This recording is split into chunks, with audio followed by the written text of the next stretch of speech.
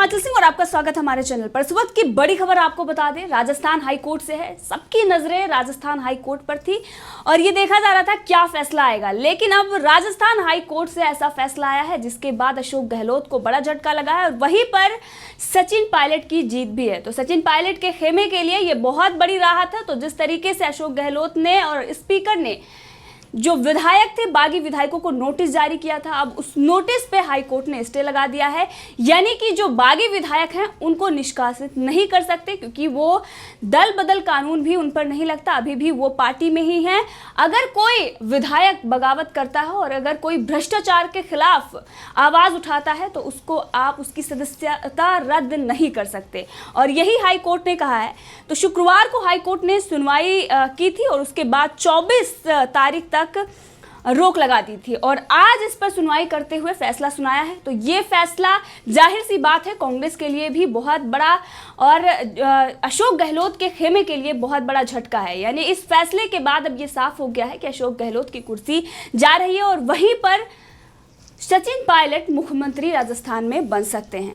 यानी कि अब सचिन पायलट के खेमे को इतनी बड़ी राहत जो हाई कोर्ट ने दी है, जो नोटिस स्पीकर ने दिया था उस पर उन्होंने स्टे लगा दिया है और इससे ये होगा कि विधानसभा स्पीकर विधायकों को अयोग्य नहीं घोषित कर पाएंगे। इन मामलों को लेकर अभी भी हाई कोर्ट में सुनवाई रहेगी। क्या क्या हुआ आपको बताते हैं कि हाई कोर्ट में सुनवाई शुरू हुई और सभी पक्षों की ओर से वीडियो कॉन्फ्रेंसिंग के जरिए जुड़ चुके हैं और उसके बाद जुड़ने के बाद उन्होंने केंद्र को पक्षकार बनाने वाली याचिका को भी अदालत ने सही करार दिया है। यानी कि अब वो केंद्र को भी पक्षकार, और वहीं राजस्थान स्पीकर की ओर से जो याचिका दायर की गई थी उस पर सुनवाई हुई। सचिन पायलट गुट ने केंद्र को पक्षकार बनाने की जो अपील की है वो गलत है, ऐसे में अपील को खारिज कर देना चाहिए, ये अशोक गहलोत के खेमे की तरफ से कहा गया। यानी कि स्पीकर ने इस पर याचिका दायर की थी, लेकिन उसके बाद अब हाई कोर्ट ने इसे भी सही माना है और उन्होंने केंद्र को पक्षकार बनाया है। यानी कि अब पूरा मामला सचिन पायलट के ही पक्ष में है और इससे ये देखा जा रहा है कि अशोक गहलोत की मुश्किलें इतनी बढ़ गई हैं कि अब उनको और भी खतरा है, क्योंकि जिस तरीके से उनकी सरकार गिर रही थी, अशोक गहलोत ने सचिन पायलट के जाने के बाद ही उनको ये पता चल गया था और किस तरह से राजस्थान में पूरा सियासी घमासान चल रहा था। यहां तक कि सुप्रीम कोर्ट तक भी गए और सुप्रीम कोर्ट में भी सचिन पायलट की जीत हुई और अब हाई कोर्ट से भी सचिन पायलट को ये बड़ी राहत मिली है और सचिन पायलट के खेमे के लिए ये बहुत बड़ी जीत भी है, क्योंकि जिस तरीके से अशोक गहलोत और स्पीकर ये चाहते थे कि उनको अयोग्य घोषित कर दिया जाए और जिससे वो अपनी कुर्सी बचा सकें, लेकिन अब उन पर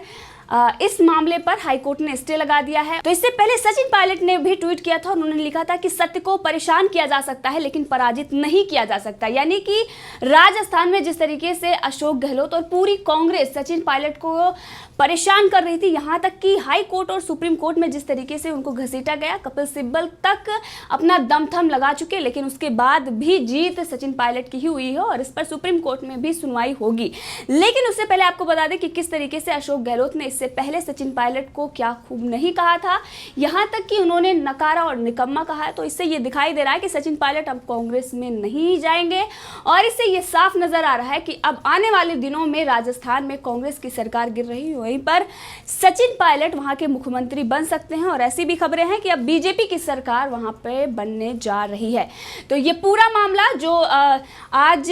हाई कोर्ट ने जो ये सुनाया है फैसला, इससे ये साफ हो गया है कि अब अशोक गहलोत की सरकार गिर रही है और वहीं पर बीजेपी की सरकार राजस्थान में बन सकती है। लेकिन उससे पहले और बड़ी बात आपको बता दें कि जिस तरीके की खबरें आ रही हैं इस वक्त, ये साफ है कि अब अशोक गहलोत और पूरी कांग्रेस के लिए ये बहुत बड़ी करारी हार है, क्योंकि प्रियंका गांधी वाड्रा, राहुल गांधी और सोनिया गांधी जिस तरीके से इस पर बौखलाए हुए थे, यहाँ तक कि राहुल गांधी ने कई बार इसको लेकर ट्वीट भी किया और उन्होंने ये कहा कि राजस्थान में बीजेपी सरकार गिरा रही है। इससे पहले चाहे वो रणदीप सुरजेवाला हूँ या तमाम कांग्रेस के नेता हूँ जो ये आरोप लगा रहे थे कि बीजेपी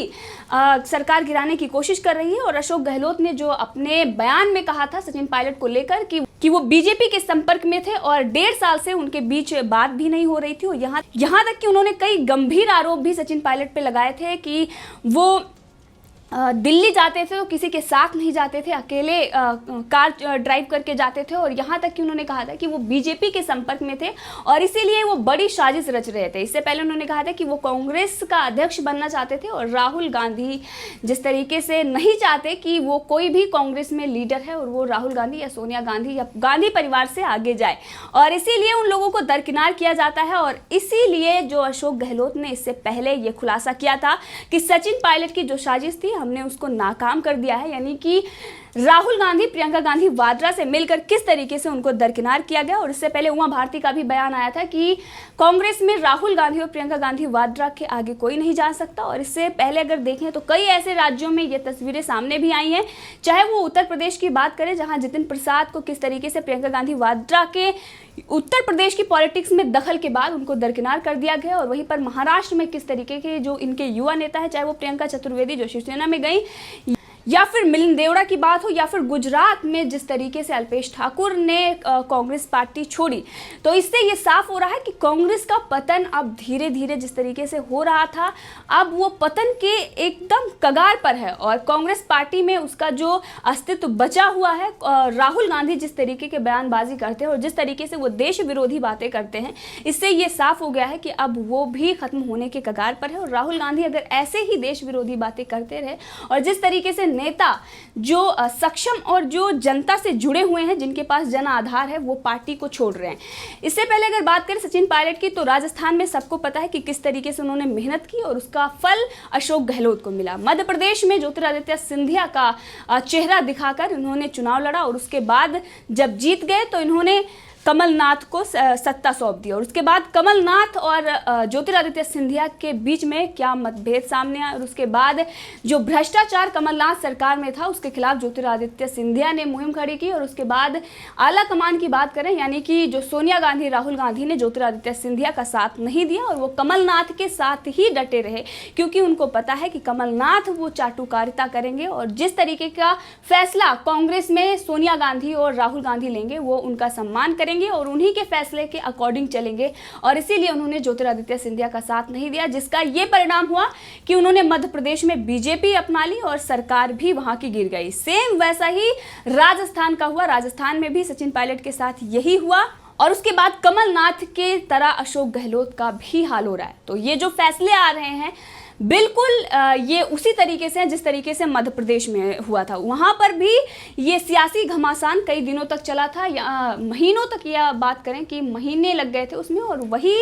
बिल्कुल राजस्थान की भी राजनीति में हो रहा है कि अब अगर बात करें तो ये 1.5 साल का विवाद है जो सचिन पायलट और अशोक गहलोत के बीच था, लेकिन ये कुछ महीनों से ये सामने आ रहा था। लेकिन अशोक गहलोत इस पर बार बार आकर ये कह रहे थे कि हमारे विधायक बिकाऊ नहीं है, हमारे विधायक अगर बीजेपी खरीद फरोख्त कर रही है तो वो उनके बीजेपी के पक्ष में नहीं जाएंगे और बीजेपी को समर्थन नहीं देंगे। लेकिन उसके बाद एकाएक उनका बयान भी बदल गया, उन्होंने कहा कि बीजेपी ने खरीद लिए हैं। लेकिन अगर सच्चाई देखें तो सचिन पायलट के मतभेद के ही कारण वो विधायक बागी हुए हैं। और जिस तरीके से सचिन पायलट ने मेहनत की और अशोक गहलोत को फल मिला और उसके बाद वो विधायक सचिन पायलट के साथ ही सरकार को झटका देते हुए वो सचिन पायलट के साथ चले गए। और उसके बाद किस तरीके से अशोक गहलोत ने डराने धमकाने की कोशिश की, कानूनी कार्रवाई से लेकर हाई कोर्ट सुप्रीम कोर्ट तक ये मामला गया। अगर देखें मध्य प्रदेश में, तो मध्य प्रदेश में सुप्रीम कोर्ट में बीजेपी गई थी, लेकिन उसके बाद भी वहां पर सुनवाई हो गई थी और मामला जल्द ही निपट गया था। लेकिन राजस्थान की जो राजनीति है इसमें पहले कानूनी कार्रवाई की गई, यहाँ तक कि अशोक गहलोत ने कोई ऐसा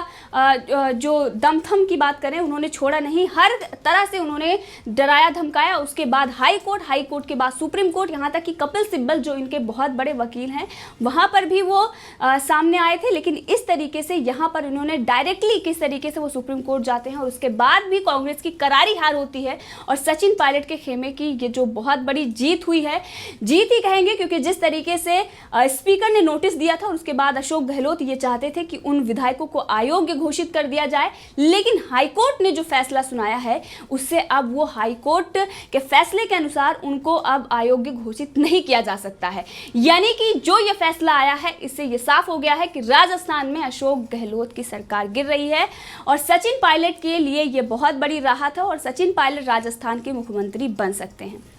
और कांग्रेस इस तरीके से राजस्थान में इस वक्त बीजेपी पर आरोप लगा रही है, लेकिन इसके बाद अगर बात करें तो महाराष्ट्र में जो मतभेद हैं पार्टी के अंदर, महाराष्ट्र में भी कुछ बड़ा हो सकता है। और राजस्थान के बाद अब महाराष्ट्र में भी जो विवाद हैं आपसी वो सामने आ रहे हैं, और इसी डर के कारण शिवसेना किस तरीके से सामना में वो लिख भी रही है। तो बिल्कुल ये साफ हो गया है कि अब राजस्थान के बाद महाराष्ट्र में भी सियासी घमासान मचने वाला है। तो इस मुद्दे पर आप भी अपनी राय रख सकते हैं, कमेंट करके जरूर बताएं। अगर आपने अभी तक चैनल को सब्सक्राइब नहीं किया है तो कर ले, ताकि हर अपडेट आप तक पहुंचती रहे।